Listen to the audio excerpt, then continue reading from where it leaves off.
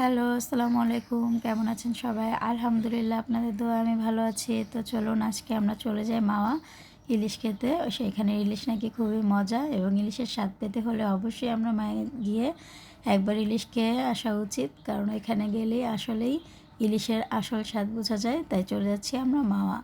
এই তো প্রায় কাছাকাছি চলে এসেছি। তো আপনাদের যদি আমার ভিডিও ভালো লাগে অবশ্যই লাইক, কমেন্ট, সাবস্ক্রাইব করে আমার নতুন ভিডিও দেওয়ার জন্য অবশ্যই আমাকে কমেন্ট করে জানাবেন। আমি এখন মাওয়া চলে যাচ্ছি ইলিশ খেতে, ফ্যামিলি সবাই একসাথে। তো চলুন দেখি কোন ধাবাটায় আমরা বসতে পারি খেতে, যেখানেটা ভালো হবে আমরা সেখানে বসবো। এখানে অনেকগুলো রিসোর্টই আছে মাওয়ার, কুটুমবাড়ি, ইলিশ ঘর, তারপরে হচ্ছে শখের ইলিশ, শখের হাঁড়ি। এখানে অনেক জায়গায় আমি খেয়েছি এর আগে। তো আমরা অবশেষে নেমে গেলাম গাড়ি থেকে। দেখি এখন কোথায় গেলে আমরা ভালোভাবে খেতে পারবো, কোন জায়গার খাবারটা ভালো। আর এখানে ঈদ উপলক্ষে অনেক সুন্দর সুন্দর জায়গা করেছে, বাচ্চাদের জন্য খেলার জায়গা করেছে। তাই আমরা একটু ঘোরাঘুরি করে এগুলো দেখে নিচ্ছি। জায়গাটা আসলে খুবই সুন্দর করেছে। এটা হচ্ছে ঈদ উপলক্ষে সাজিয়েছে। তো আমরা আগে ঘোরাঘুরি করে দেখছি। আমার ছোটো মেয়েটার এখানে ঠান্ডা লাগছে, তো ওর জন্য গরম দেখে কিছু আনিনি। তাই ওর বাবা এখানে ওকে চাদর দিয়ে দিল একটা। এখানে আমরা মাছ পছন্দ করছি, কোন মাছটা খাবো আমরা সেই মাছগুলো দেখছি। আমরা মাছ পছন্দ করে যেটা পছন্দ হবে সেটা অর্ডার করব। এখানে দেখুন আপনারা অনেক আইটেমের মাছ আছে, যে যেটা অর্ডার করবে সেটাই ওনারা তৈরি করে তাদের কাছে দিবে। তাই আমরা মাছগুলো দেখছি কোনটা নিলে ভালো হবে। এখানে আসলে অনেক আগে থেকে মাছ রেডি করে রাখে, তাই বরফ ছাড়া কোনো মাছ পাওয়া যায় না, বরফ দিয়ে রাখে।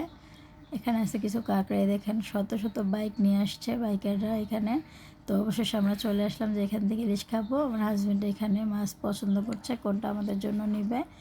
এখানে আসলে মাছ অর্ডার দিলে পুরোটা মাছ নিয়ে তারপর ওটাকে রান্না করে কেটে আমরা যেভাবে বলি ওইভাবে পিস পিস করে কেটে দেয়। এই জিনিসটা আসলে অনেক সুবিধা, ফ্যামিলির মতো করে মানে ঘরে যেভাবে রান্না করা হয় সেভাবেই করে দেয় ওনারা। আর ওনাদের রান্নাটা তো অবশ্যই খেলে খুবই মজা লাগে। আসলে আমরা বাসায় যতই সুন্দর করে রান্না করি না কেন, মাওয়া ইলিশ ঘরের মতো এত সুন্দর রান্না হয় না। তাই মাঝে মাঝে বাইরে গিয়ে খেলে মনটাও ভালো থাকে। তাই চলে আসলাম মাওয়া ইলিশ খেতে। তো এখানে আমাদের মাছটাই ভাজা হচ্ছে, ভাজাগুলো দেখছি কীভাবে ভাজছে। জায়গাটাও ঘুরে ঘুরে দেখা হচ্ছে। এখানে আমার বড় মেয়ে নেড়ে চেড়ে দিচ্ছে, ওর খুব শখ রান্নার, তাই এখানে এসেছে মাছ রান্না করার জন্য। সে ভাজছে মাছটা। এখন লোকটা চলে গেছে, তাই আমি মাছটা উল্টিয়ে নিচ্ছি। বেগুন ভাজাগুলো উল্টিয়ে দেব, নাহলে পুড়ে যাবে। তাই আমিও শখ করে এসে পড়লাম এখানে নিজের হাতে মাছ ভেজে বেগুন ভেজে তারপরে খাবার খাবো।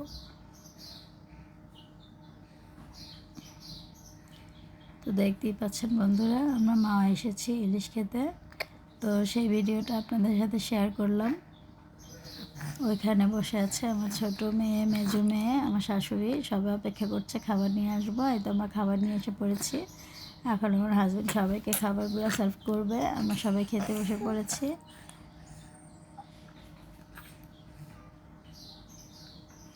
তো আমার শাশুড়িকে আগে দিচ্ছে, কারণ উনি আজকে শখ করেছে মাও আসবে, তাই আমরা সেই উদ্দেশ্যে মাও আসা। আসলে আমাদের কোনো উদ্দেশ্য ছিল না মাওয়া আসার, আমরা অন্য কোথাও ঘুরতে যাব। সেইখান থেকে চলে আসলাম মাওয়া ইলিশ খেতে। সবার খাওয়া শেষ, সত্যি খাবারটা খুব মজা ছিল। এইখান থেকে দেখা যায় পদ্মা সেতু, তাই আমি একটু ভিডিও শ্যুট নিয়ে নিলাম পদ্মা সেতুর আপনাদের দেখানোর জন্য। আর এখানে ভিউটা খুবই সুন্দর। এখন আমরা চলে যাচ্ছি বাড়ির উদ্দেশ্যে। তো রাতের ভিউটা এত সুন্দর লাগে, আসলে বিয়ে না হলে বুঝতাম না ঢাকা শহর যে রাতের ভিউটা এত সুন্দর হয়। তো আমার ভিডিও দেখার জন্য আপনাদের সবাইকে ধন্যবাদ। আমরা এখন চলে যাচ্ছি বাড়ির উদ্দেশ্যে। ততক্ষণ সবাই ভালো থাকবেন, টাটা, বাই বাই। দেখা হবে আগামী কোনো ভিডিও নিয়ে, ততক্ষণ ভালো থাকেন।